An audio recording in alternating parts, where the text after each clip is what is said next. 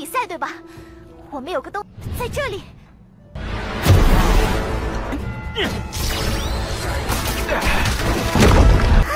成功了！这是我。自我强项，全靠。因为我最近经常头疼。你那个怪病又犯了吗？都有什么表现啊？啊？对不起嘛。讨论一下，接下来该用什么策略？我信不过这个人。这一个个的，这小子还挺记仇。为难，我愿意跟他们走。我发誓，一定让。忘了，原来他那么在意我。大叔啊，你犯了一个。加上我们原有的20分，没办法，只能继续先欠着。好吧，那把之前答应的那……好。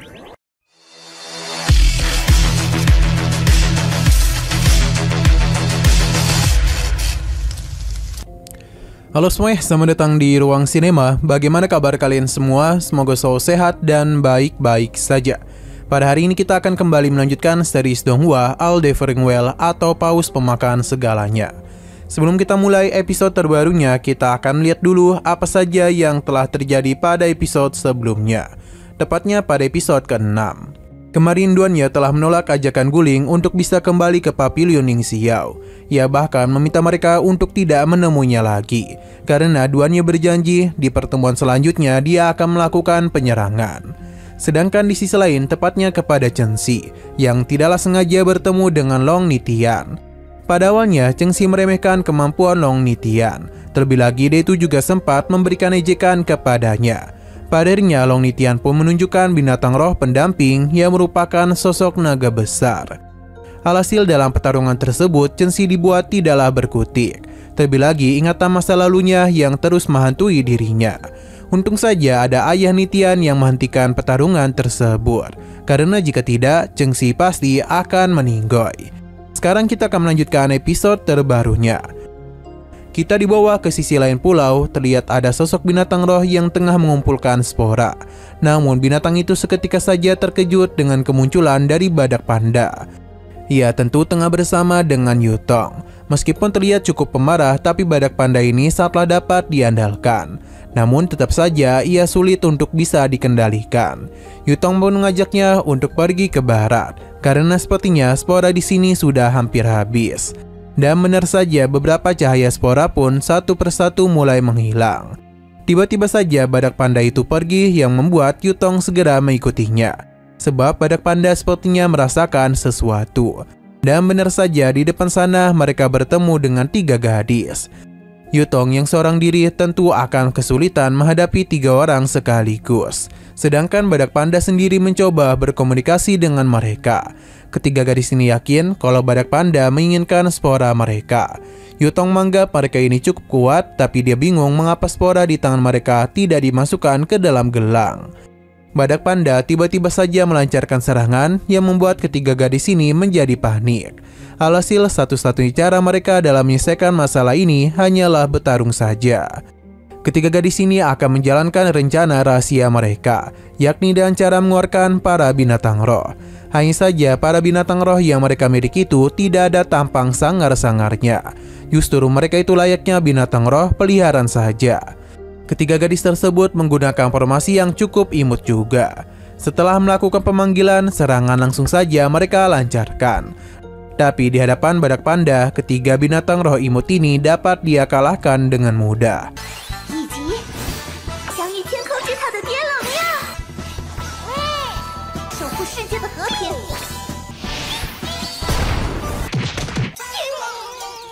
Itu seketika saja membuat ketiga gadis tersebut ketakutan, sebab badak panda terlalu kuat. Yutong pun muncul dan meminta mereka untuk menyerahkan semua spora yang mereka miliki, karena jika tidak maka dia akan memberikan hukuman.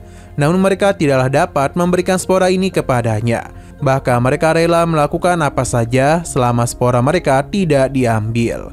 Untuk mengetahui apa yang terjadi, jadi Yutong dan para gadis pun saling berbicara. Sejujurnya mereka ini adalah grup pendatang baru Xin Yunfeng yang baru saja debut. Karena mereka adalah grup pendatang baru, jadi guru mereka menyarankan untuk berpartisipasi dalam kompetisi penilaian. Dan begitu dia yakin kalau nama mereka pasti terkenal. Sebenarnya mereka ini hanyalah datang dan tidak terlibat dalam pertarungan apapun. Namun siapa yang menyangka kalau pertarungan justru menghampiri mereka. Tentu para gadis ini tidak dapat berbuat apapun. Terlebih lagi mereka hanya memiliki binatang yang imut saja. Puncaknya, saudara mereka yang bernama Yan Wei telah diculik oleh orang jahat. Ia meminta tebusan sebanyak 5 spora agar Yan Mei bisa dibebaskan. Jika tidak melakukan hal itu, maka Yan Wei akan dihabisi. Mendengar hal ini, Yutong dan Badak Panda pun menjadi begitu kesal. Mereka akan melakukan penyelamatan kepadanya. Xin pun berpindah kepada orang jahat yang dimaksud. Saat ini binatang rohnya tengah melakukan penahanan kepada Yan Mei, yang mengakibatkan mereka tidak dapat berbuat apa-apa. Pria ini agak kesal setelah tahu mereka hanya memiliki 3 spora saja. Ia pun mulai melakukan pengancaman kepada Yan Mei. Hal ini seketika saja membuat gadis tersebut menjadi begitu ketakutan. Gadis ini pun memintanya untuk tidak bertindak sembarangan karena mereka memiliki penawaran lain, yang mana mereka memiliki satu hal yang dapat membuatnya memenangi ujian ini. Perlahan namun pasti gadis itu pun akan memperlihatkan sesuatu kepadanya.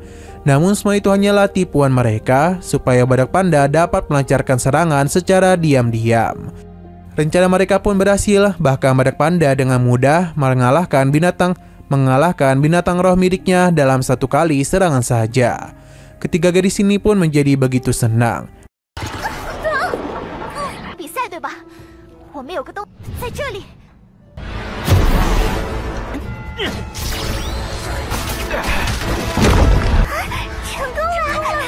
Tapi pria ini justru tertawa, sebab dia ini sudah melakukan sesuatu pada leher Yan Mei. Yutong pun menjadi kesal karena pria ini begitu licik. Atas apa yang telah terjadi, mereka pun tidak dapat melawannya dulu. Karena jika tidak, leher Yan Mei dapat dia potong dengan mudah. Yan Mei bahkan merasa begitu kesakitan. Mau tidak mau, Yutong pun menghentikan tindakan dari Badak Panda. Pria ini akan memberikan mereka pilihan, yakni membiarkan Yan Mei meninggoy atau menanamkan Reed Breaker juga pada leher mereka. Jika ujian ini telah selesai, mungkin dia ini akan mengampuni nyawa mereka semua. Pria ini hanya tinggal menunggu pilihan apa yang mereka ambil. Situasi ini seketika saja membuat Yutong mengingat apa yang telah terjadi di masa lalu. Sepertinya dia itu terlibat dalam pertarungan sengit sampai membuat para bawahannya menjadi korban. Namun ia tidak dapat mengingat kejadian itu dengan benar, yang mengakibatkan Yutong tidaklah bisa mengendalikan dirinya. Ia tiba-tiba saja bertindak aneh karena Yutong yang awalnya gadis lemah lembut tiba-tiba saja memiliki kekuatan bela diri yang hebat. Ia bahkan dengan mudah membanting pria tersebut sampai membuatnya meninggoy.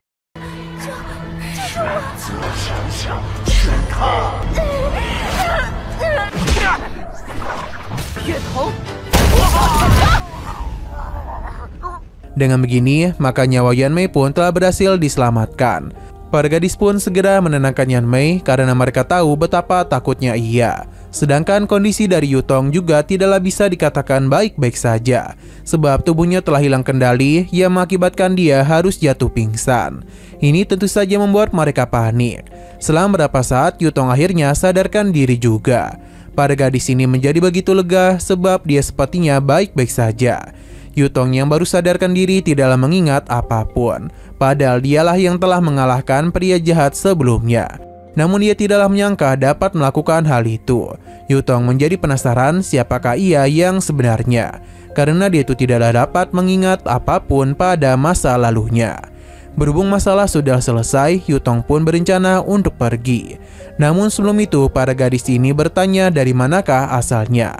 Tahu kalau dia berasal dari Papiliun Ning Xiao, mereka pun memberikan seluruh spora kepadanya, karena mereka berempat akan mundur dalam penilaian.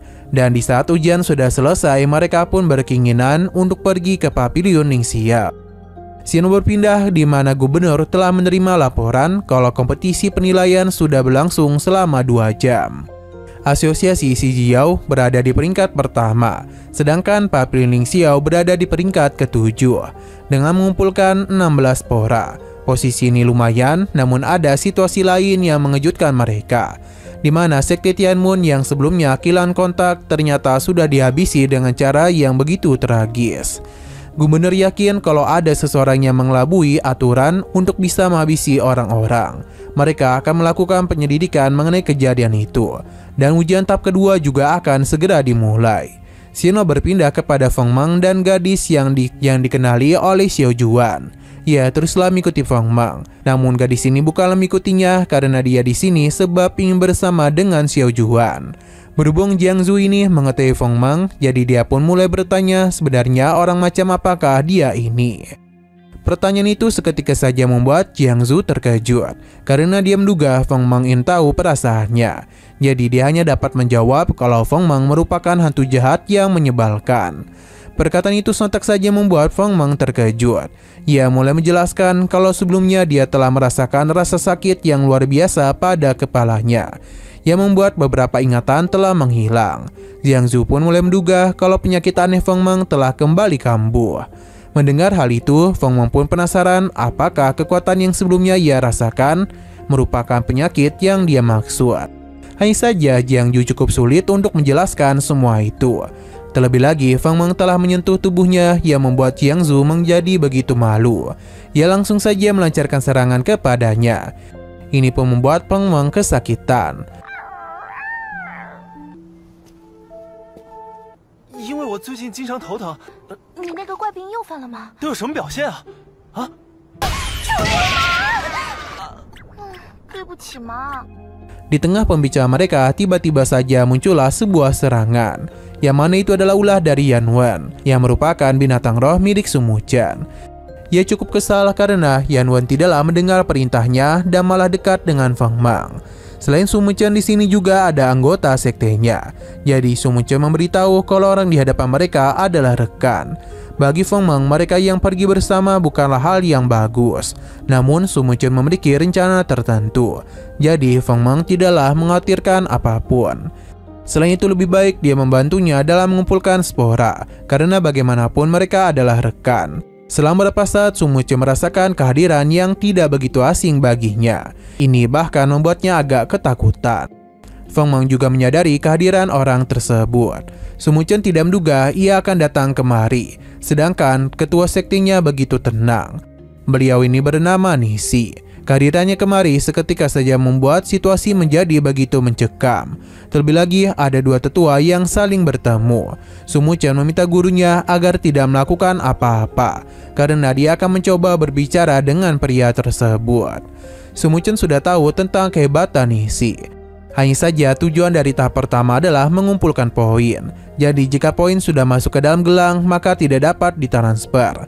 Jadi dengan kata lain, mereka tidaklah perlu melakukan pertarungan. Ia berharap Nisi tidaklah melakukan hal ini, karena dalam begitu mereka tidak perlu membuang waktu untuk pertarungan yang tak berguna. Nisi setuju dan apa yang Sumuchen katakan. Hal itu pun membuat dia merasa lega. Sumuchen pun memberikan salam perpisahan kepadanya. Ia juga mengajak gurunya untuk pergi dari tempat ini. Tapi pemberitahuan ujian tahap kedua telah dimulai, di mana peraturan juga telah diubah, yakni setelah mendapatkan gelang dari orang lain dan menyentuhnya pada gelang mereka selama 30 detik, maka poin dapat dikirim. Dan begini poin orang tersebut akan menjadi poin mereka.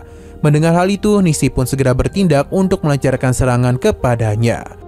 Tubuhnya ini cukup aneh dan layaknya seperti monster. Feng Mang berencana untuk melakukan pertarungan dengannya. Tapi di tengah semua itu, Sumuchen tiba-tiba saja membawa mereka pergi. Karena bertarung dengan Nisi hanyalah akan membuat mereka kerepotan. Padahal bagi Feng Mang jumlah mereka jauh lebih banyak. Jadi tentu saja mereka lah yang diuntungkan. Tapi ada sesuatu yang hanya Sumuchen ketahui seorang saja. 规则变更如下。不好！退后！打个屁呀！快跑！那么厉害，我和你们门派死。 Sedangkan guru Sumuchen masih ada di sini dan akan bertarung dengan Nisi. Ia pun akan menghadapi para binatang roh milik mereka. Hanya saja orang-orang itu tiba-tiba saja menyerah, sedangkan nenek ini harus terluka. Sebab Nisi ini sangatlah kesal karena mereka itu sepertinya telah meremehkan dirinya. Namun ternyata orang-orang ini bukanlah seorang kultivator. Untuk tahu apa yang terjadi, maka kita pun dibawa kepada Summo-chan. Ia menjelaskan kalau ketiga orang itu hanyalah para pengemis yang dia temui. Ia memberikan beberapa koin kepada mereka agar mereka mau berpura-pura membentuk sekte dengannya. Feng Meng tentu terkejut karena Summo-chan telah melibatkan orang-orang itu dalam bahaya. Tapi Summo-chan tidak ada niatan untuk melakukan hal ini. Terlebih lagi peraturan tiba-tiba saja berubah. Bagi Bai Liansu sendiri, dia agak kesal karena gubernur sama saja dengan membiarkan pertarungan terjadi. Tapi bagi gubernur, ini memang seharusnya dilakukan untuk bisa melihat sekte mana yang terkuat. Hanya saja tujuan dari aturan ini bukanlah untuk membuat semua orang bertarung. Bai Tiansu sepertinya sudah tahu hal ini sejak awal. Kembali kepada Nishi yang kesal karena mereka hanya memiliki 0 poin. Karena semua poin ada pada Summo-chan. Nenek ini pun memohon untuk diampuni, terlebih lagi mereka tidaklah terlalu berguna untuknya. Sayang sekali nenek ini pun seketika saja dihabisi oleh Nishi. Kembali kepada Bai Tiansu, di mana dia tahu tujuan ujian kedua adalah untuk saling merebutkan gelang pada orang lain. Tapi dengan adanya mekanisme menyerah, maka sangatlah sulit melakukan pengambilan secara paksa. Intinya peraturan pada ujian kedua bukanlah merebutkan poin, melainkan membuat yang lemah menyerah. Dengan sistem ini hanya akan membuat tim terkuat saja yang bertahan, sedangkan yang lemah pasti akan menyerah. Gubernur membenarkan apa yang Bai Tiansu katakan. 第二阶段明面上是鼓励大家强，而是让弱者放出非常的困难。 Dengan begini, seluruh anggota sekte Pubo sudah menyerah dan hanya meninggalkan 15 sekte saja. Berhubung hanya tinggal Summo-chan saja, jadi Feng Meng menyarankan dia untuk menyerah. Namun Summo-chan tidak niatan untuk melakukan hal itu. Terlebih lagi dia ini mengetahui tentang ujian tahap ketiga. Kembali kepada Nishi, yang mana dia ini sangat kesal sebab dipermainkan oleh Summo-chan. Ia tidaklah ingin menghabisi kedua pria ini sebab gelang masih melekat di tubuh mereka. Sedangkan Nishi akan melakukan pencarian kepada Summo-chan. Chenxi dan juga Yutong telah menunggu kedatangan Feng Meng. Mereka bertanya berapa poin yang dia dapatkan, yang mana dia bersama dengan yang lainnya sama-sama mengumpulkan 5 poin. Hanya saja Chenxi agak kesal sebab Cumusan juga dibawa kemari. Tapi dia itu meminta Chenxi untuk bersyukur karena menerima bantuan darinya. Sedangkan Yutong penasaran siapakah gadis yang dibawa oleh Feng Meng. Jeongru pun memperkenalkan dirinya yang berasal dari Mansion Merah dan juga mengaku sebagai pacar Feng Meng. Perkataannya seketika saja membuat mereka semua terkejut. Feng Meng mencoba untuk menjelaskan hal itu, tapi Chenxi tidaklah peduli dan penasaran akan berapa banyak kursi yang mereka pesan untuk pernikahan nanti. Hal ini pun membuat Feng Meng tidak dapat berkata-kata lagi. Sesaat kemudian, semua sekte diberitahu kalau saat ini hanya ada 15 sekte saja yang tersisa. Tempat pertama dipegang oleh Jiao Jiao Xianchui dengan 44 poin. Hasil diberitahu oleh sistem agar semua orang bisa tahu sekte mana saja yang berhasil lolos. Sesaat kemudian Guling tiba, namun dari ekspedisinya membuat mereka bertanya-tanya apa yang telah dia alami. Guling pun memberitahu kalau dirinya bertemu dengan duannya, yang mana dia itu ikut berkompetisi juga. Selain itu, Hemi juga masih hidup. Mendengar hal ini tentu saja membuat Feng Meng senang. Tapi ada yang tidak biasa pada Hemi, karena tubuhnya seakan-akan membusuk. Ia layaknya seperti zombie, bahkan Hemi tidaklah mengingat dirinya. Feng Meng tahu itu adalah teknik pembusukan. Guling yakin kalau duannya telah bergabung dengan sekte aneh. Sebenarnya Feng Meng ingin menemuinya, namun mereka ini harus fokus pada kompetisi dulu. Jadi dia pun menyarankan untuk melupakan masalah itu. Setelah kompetisi ini selesai, mungkin Feng Meng akan melakukan pencarian kepadanya. Guling sepakat dengan Feng Meng. Terlebih lagi, kompetisi tahap kedua baru saja dimulai. Jadi mereka itu harus membahas tindakan apa yang mereka ambil. Saat ini ada kurang dari 200 poin kontribusi yang tersisa. Kali ini mereka tidaklah boleh berpisah karena hal itu hanya akan merugikan mereka saja. Summo-chan membenarkan hal tersebut dan aturan baru telah memaksa mereka untuk merebut poin dari tim lain. Sayangnya Chenxi tidak percaya kepada Cumusan. Terlebih lagi skor yang dia miliki tidaklah begitu banyak dan hanya akan merugikan mereka saja. Chenxi cukup berhati-hati, terlebih lagi dengan perubahan aturan bisa saja mereka dilukai. Yutong mulai mengingat kejadian sebelumnya dan takut hal yang sama akan terjadi. Cumusan pun bertanya kepada Chenxi apa yang harus mereka lakukan. di mana Feng Mang dan juga Chen Xi telah berhasil menemukan ide yang sama. 讨论一下接下来该用什么策略。我信不过这个人。这一个个的，这小子还挺记仇。办法不用伤人也能抢到机会。 Sino berpindah ke sebuah tempat yang mana sekte peta gelap melihat ada beberapa spora yang tersisa. Jadi mereka pun segera mengutus serigala duri merah untuk mengambil spora tersebut. Terlihat kalau tidak ada yang aneh di sana, jadi dalam begitu mudah mereka pun telah mendapatkan 3 buah spora. Namun ketika yang memasukkannya ke dalam gelang, spora itu tiba-tiba saja berubah menjadi batu. Yang mana ini tentu adalah ulah dari Feng Mang dan yang lainnya. Tanpa pikir panjang, serigala duri merah pun diminta untuk melancarkan serangan. Namun binatang roh milik Chen Xi dapat dengan mudah melukainya. Tidak hanya itu saja, Xiao Juan juga telah mengencinginya yang membuat serigala itu pingsan. Sedangkan siluman sulur melakukan penyerangan kepada 2 pria itu, sampai-sampai membuat mereka pingsan yang mengakibatkan mereka tidak dapat menyerah. Meskipun mereka masih sempat sadar, tapi di sini ada Xiao Juan yang memiliki skill urin pembius. Berkat semua itu mereka pun telah mendapatkan 9 poin dari sekte peta gelap. Chen Xi senang poin mereka kembali bertambah, tapi Chu Musen mengingatkan untuk tidak melupakan dirinya.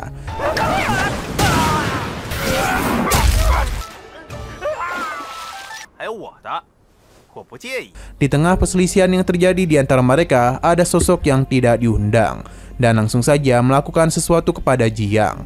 Ini tentu saja mengejutkan mereka karena orang-orang dari Gu Sesat kembali menggunakan trik yang sama untuk melakukan pengancaman. Yutong sangat kesal karena kembali bertemu dengan orang-orang itu. Bagi Chu Musen, tindakan mereka sangatlah konyol karena tidaklah mungkin bagi mereka memberikan seluruh poin hanya untuk menyelamatkan 1 orang. Jiang membenarkan hal tersebut, terlebih lagi dia ini bukanlah anggota sekte mereka. Tapi pria ini tahu betul kalau mereka pasti bersekutu, jadi lebih baik mereka menyerahkan poin kepadanya. Guring berjanji akan memberikan 2 gelang ini kepada mereka, asalkan Jiang harus dibebaskan. Bahkan Feng Mang berjanji tidak akan memperpanjang masalah ini. Jiang menjadi begitu malu karena Feng Mang sangatlah mengkhawatirkan dirinya. Setelah berpikir cukup lama, pria ini pun setuju dan meminta gelang ini untuk diberikan kepadanya dulu. Mereka pun segera mengambil poin tersebut. Hanya saja pria ini tidak ingin melepaskan Jiang dulu karena dia harus membawanya pergi dan mereka tidaklah boleh mengejarnya. Feng Mang dan yang lainnya tidaklah percaya, bahkan para binatang roh sudah tidak tahan untuk menyerang mereka. Jiang mencoba menenangkan mereka dan lebih baik percaya kepadanya saja, karena dia itu akan baik-baik saja. Selain itu, dia ini sangatlah terharu karena mereka semua baru kenal namun sudah begitu mengkhawatirkan dirinya. Jiang tidak ingin mempersulit mereka lagi dan akan ikut pergi bersama pria itu. Namun Feng Mang tidaklah membiarkan hal tersebut. Hanya saja Jiang mengingatkan kalau Feng Mang mengenalnya, jadi dia itu tidaklah mungkin kalah begitu saja. Padarnya Feng Mang percaya, namun dia ini memberikan waktu 5 menit kepada pria itu. Jika Jiang tidak kunjung dibebaskan atau dia mendengar Jiang tereliminasi, maka Feng Mang berjanji akan menghancurkan sekte Gu. Pria ini paham dan segera membawa Jiang pergi, sedangkan 2 bawahannya akan tetap di sini.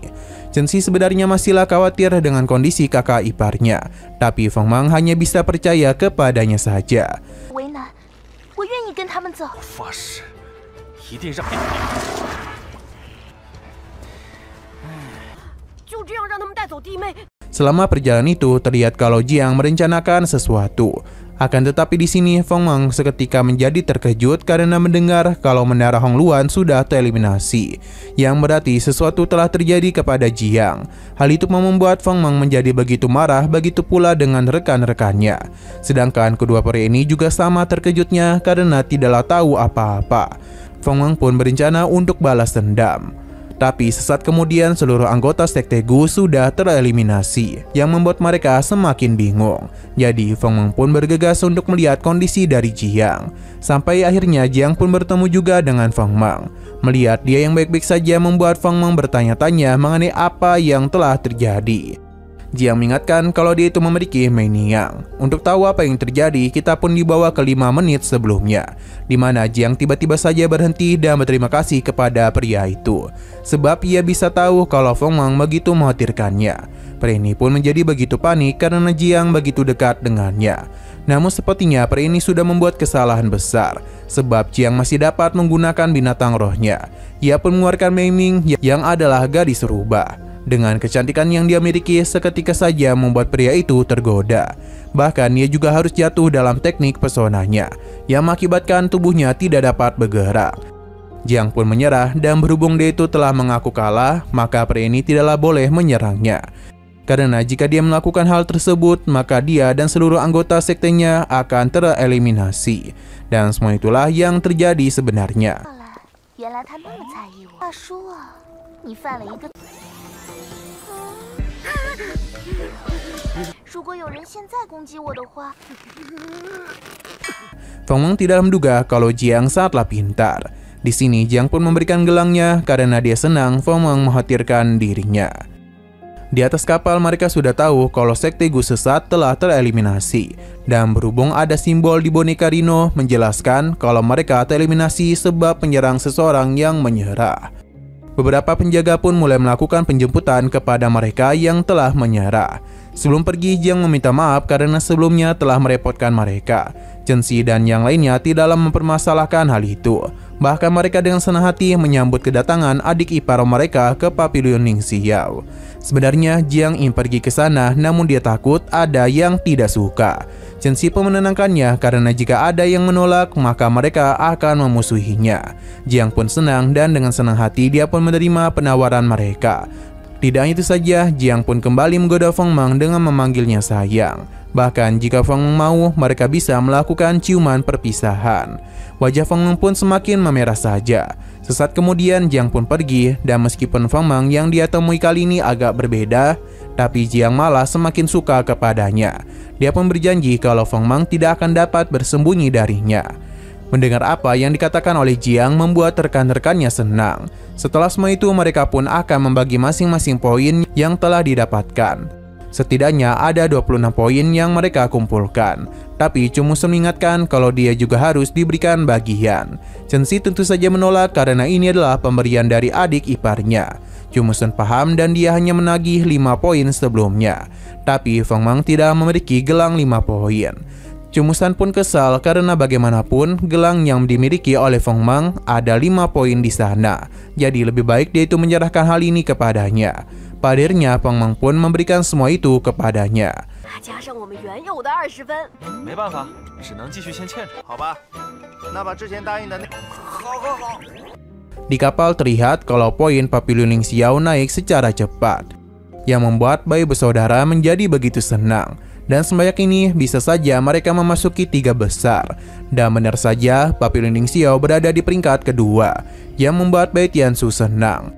Dengan kenaikan secepat ini, maka sudah dipastikan kalau sekte-sekte yang tereliminasi tadi poinnya berhasil didapatkan oleh mereka. Namun hebatnya mereka itu tidaklah menerima luka apapun ataupun meninggoy. Bai Tianzu tertarik dengan nama Jun Yunji karena dia memiliki poin yang banyak. Gubernur menjelaskan kalau Jun Yunji adalah murid baru dari Pavilion Ning Xiao. Mendengar hal tersebut membuat Bai Tianzu terpukau kepadanya. Terlebih lagi, penguji Ji mengatakan ia gagah dan berwibawa. Ia pun meminta kakaknya untuk nanti membawanya ke tempat Pavilion Ning Xiao. Karena dia itu yang bertemu dengan Yunzu yang adalah Feng Meng. Setengah jam kemudian, pertandingan kedua sudah selesai dan kini hanya ada 10 tim yang tersisa. Peringkat pertama masihlah dipegang oleh perkumpulan pemberi isyarat dari Sekte Kedamaian dengan total poin 54. Peringkat kedua Pavilion Ning Xiao dengan total 45. Peringkat ketiga Sekte Guisi yang diisi oleh Duanya. Ia kesal karena tidak dapat melewati Pavilion Ning Xiao. Posisi ke-8 ada kuil Dewa Super yang dihuni oleh Long. Ia memuji Chen Xi karena dapat berada di peringkat kedua. Guling bersama anggota sektenya menjadi senang dengan pencapaian itu. Mereka pun segera melakukan gerakan rahasia dari Pavilion Ning Xiao, yang mana hal itu membuat Chu Musun merasa trauma melihatnya. 一鼓作气拿下第一，少年鱼啪啪。 Sesaat kemudian, tahap akhir akan segera dimulai, di mana peraturan tetap sama seperti sebelumnya, tapi kali ini kata menyerah telah dihapus. Pulau itu pun mulai berguncang hebat, yang mana kura-kura akan masuk ke dalam laut. Berdasarkan aturan, jika orang itu tenggelam bersama gelangnya, maka mereka itu dinyatakan gugur. Jadi ujian ketiga akan memaksa mereka untuk pergi ke puncak demi menghindari air laut. Pulau ini akan seluruhnya tenggelam dalam waktu 1 jam. ini juga adalah waktu berakhirnya kompetisi penilaian. Peringkat akan ditentukan pada akhir ujian. Terlihat kalau Feng Mang bersama yang lainnya sudah mulai melakukan perjalanan untuk naik ke puncak. Mereka sadar kalau ujian ini akan cukup berbahaya. Jadi karena itulah Feng Mang meminta mereka untuk mengeluarkan semua binatang roh dan bersiap untuk pertarungan yang tidak terduga. Benar saja apa yang Feng Mang katakan, karena sebuah serangan langsung saja terjadi. Dan ini adalah ulah dari Heimi. Mereka tidaklah sengaja bertemu dengan kelompok Duanya. Ia hanya menyapa Chen Xi dan juga Guling, sebab Feng Mang baginya adalah orang asing. Duanya meminta untuk menyerahkan Chen Xi dan Guling kepadanya, sedangkan rekan-rekannya bisa menyerang sisanya. Yutong pun menjadi begitu marah karena dirinya tidak dianggap oleh Duanya. Pada saat juga rekan Duanya melakukan sesuatu yang membuat Feng Mang tertarik ke laut. Untung saja dia segera melepaskan gelangnya dan menitipkannya kepada Sun Muqian.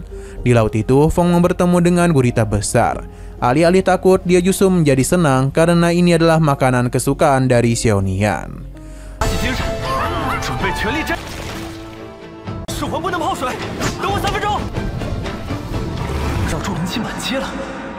Nah, sayang sekali lagi seru-serunya, episodenya pun harus bersambung dulu.